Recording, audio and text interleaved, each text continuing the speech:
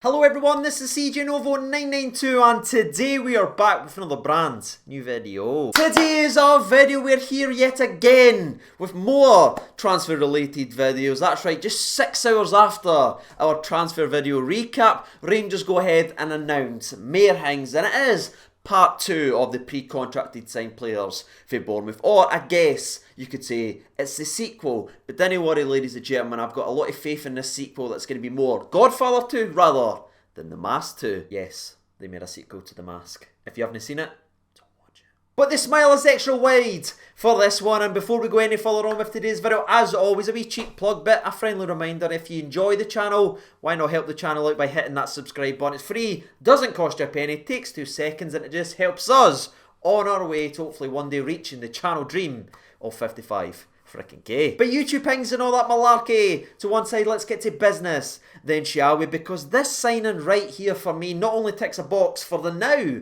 of our football club, but for the future of this Rangers team. But before we go down that rabbit hole, let's pull it back and go right to the beginning. As always, we will start off with the player profile. We will check this man's footballing CV and see exactly what we've just brought in to this football club. And starting with the old player profile, Nnamdi Ofoborh is a 21-year-old centre midfielder slash centre defensive midfielder who, stop me if you've heard me say this before, currently plies his trade at Bournemouth and who spent time at the Bournemouth Academy. There seems to be something in the water down there that grabs the attention of Steven Gerrard and Ross Wilson. But regarding the actual player, as we said, he can play defensive mid and centre mid, and he stands at 5'8" and is built like a brick shithouse. Like, honestly, ladies and gentlemen, no stretch of the imagination. This man looks like he's picked up George Edmondson and swallowed him whole, and he's now just sitting here swelling like an anaconda. The guy has clearly physical attributes down-packed and ticked in terms of that box. But one of the most impressive things about this laddie, from going in and looking at him over the last 15 days, is the fact that his biggest attribute, or the one you'll notice right away, is his strength and presence in the middle of the park. But that build, that stature, doesn't negatively affect him as a football player at all, and that is pretty rare, because there's players out there that is built but they can't run the length for themselves and they're pretty damn slow. But this laddie right here is actually pretty technical on the football. He can get it down, he can pass it, he can run beyond people, and he can dribble almost as well as he can throw people about like empty paper bags. And that hybrid of attributes that the man already has at the age of just 21 years old leads us perfectly into his kind of play style as a midfielder, which once again is very, very mixed, because on one hand he can be the lockdown defensive midfielder that sits in front of the back four and almost dares someone to try and run in his general direction so he can just run right through them and take the football. The man can do that and do a job right now as a defensive midfielder for Rangers at the age of 21. But you've seen, especially in his previous season at Woking Wanderers, is he can impact the game in both sides of the park as well, and he's got that engine in him. He can go box to box, and I think if you look at the way Rangers are playing right now under Steven Gerrard, especially over the last 5-6 weeks, where we are asking our players to get more involved, get further up the pack, chasing packs and put pressure on, I think that play style right there suits, and that will bring the best out of Nnamdi Ofoborh in terms of his development and becoming a complete and utter midfielder, because again he can do the defensive stuff right now. He's very blessed in that area, but going forward, impact of the game, trying to dictate the tempo of a game of football is something that this laddie needs to work on and get better at. But again, that's, you're not expecting to sign a 21-year-old midfielder that can tick every box, but you look at this laddie and what he can bring to the table and his potential that's there, and the fact he can do so many different things is, I'm sure, one of the many, many reasons why Steven Gerrard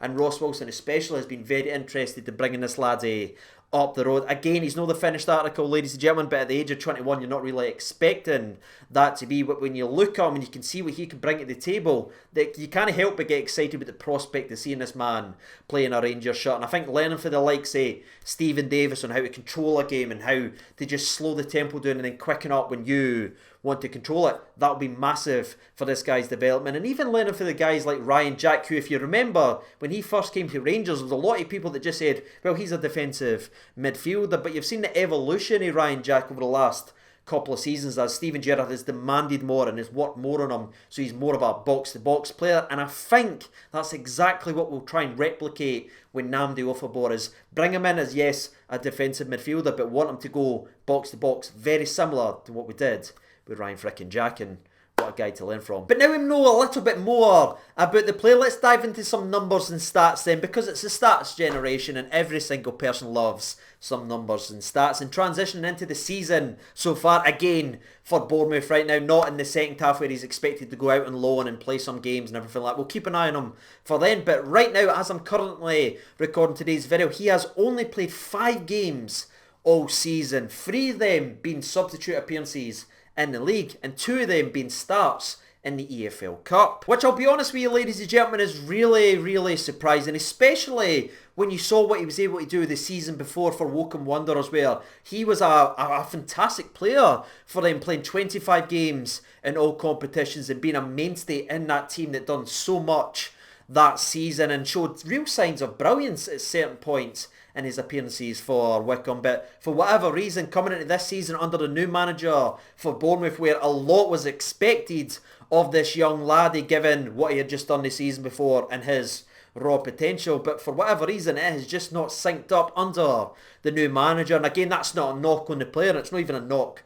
on the manager, if we're honest with you. Sometimes that happens and a new manager comes in and he wants to move in his own direction, and hopefully, where this is quite clearly Bournemouth fans' loss, it will be our massive gain. But regarding one of his 2 starts of the season so far in the EFL Cup, where he played when Bournemouth met the Premier League side Crystal Palace, and if you remember the Jack Simpson video, we spoke about Jack Simpson playing in the centre of a back 5 and they went all the way, kept the Premier League side to a clean sheet, went to penalties and finished 11-10 in favour of Bournemouth, being one of the craziest games I've ever had to look into and review for this channel. And in that video we spoke about how fantastic Jack Simpson was in that game. Well, ladies and gentlemen, boys and girls, guess who was standing next to him at the right centre-back spot, playing out of position, by the way. That's right, Nnamdi Ofoborh, whose power and his raw pace played a massive factor in keeping the Premier League side quiet all damn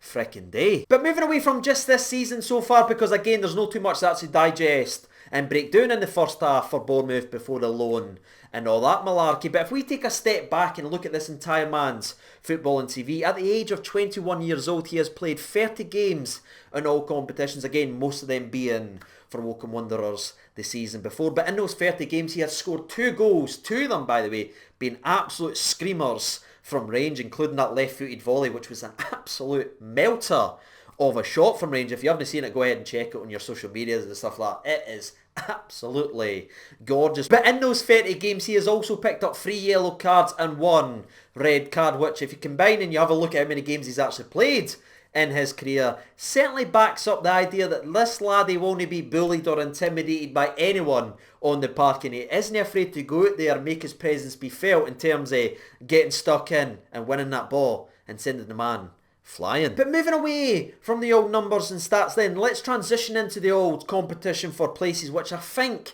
will be the most interesting talking point for a lot of us here on the channel, because yes, we now know that he won't be coming to Rangers in January, and it obviously won't be staying at Bournemouth, as he will be going out on loan, which both clubs have agreed to, by the way, to get this man more minutes, because that is what this man needs. But when he does come up the road to Rangers, it's going to be very interesting to look at the competition for places, because again he has played centre back before in his career, but thankfully for him he doesn't need to join that ridiculous strength and depth that we've already spoken about, especially considering his pal for Bournemouth, Jack Simpson, is on his way up the road as well. So I think it's fair to assume that Nnamdi will be coming here to play midfield for Rangers. Now, unfortunately for him, the midfield is almost as stacked as we are at centre-back, because you look at it, we've got Stephen Davis, we've got Ryan Jack, we've got saucy Glenn Kamara, who just, I could sit and talk about him all damn day. But you've also got Joe Rebo, who can play in there, and you've got Zungu as well, who can play in that midfield, which is no bad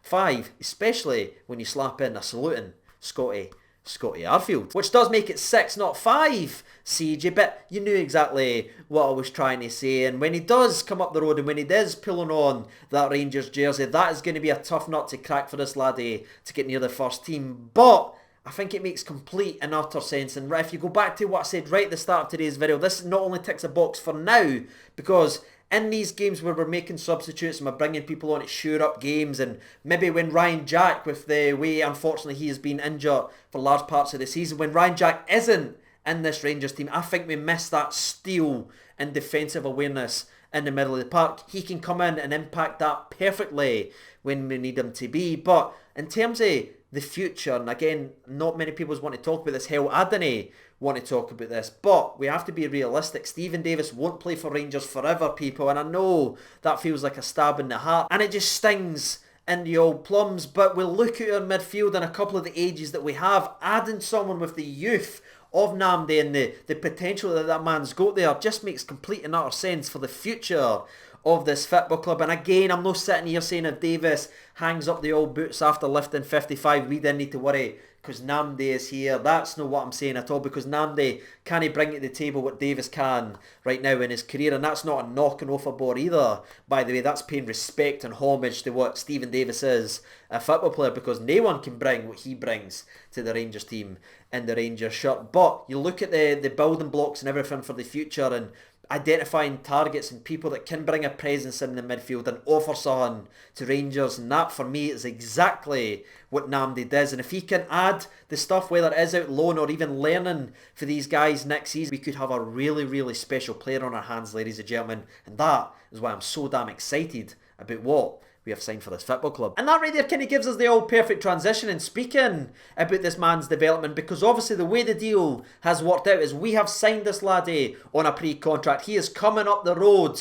in the summer, but he's not just going to sit and rot in the reserves and not play under Bournemouth, because that wouldn't develop him at all, and it wouldn't be the best thing for him, because Bournemouth has actually sanctioned a loan move for the laddie, and I'm sure Rangers were a part of that conversation as well, because apparently the relationship between Bournemouth and Rangers is very, very good. So the best possible outcome that we could ever have had for Nnamdi Ofoborh is actually happening. We've got the laddie, we're getting him for a development fee of 350k, that's what apparently it is, which is absolute steal, by the way, Joe Aribo-esque type deal. But also, he's not just going to sit and rot away in the reserves. He's going to go out there and loan into a team that is going to play him, and he's going to get minutes, and again, just keep on chipping away and getting better as a football player, which to me, if you take a step back and you look at everything, is the best possible outcome for everyone. And now you've hopefully learned a little bit more about the player from the player profile, from the old numbers and stats, which again, there wasn't too much to break down there, but still, hopefully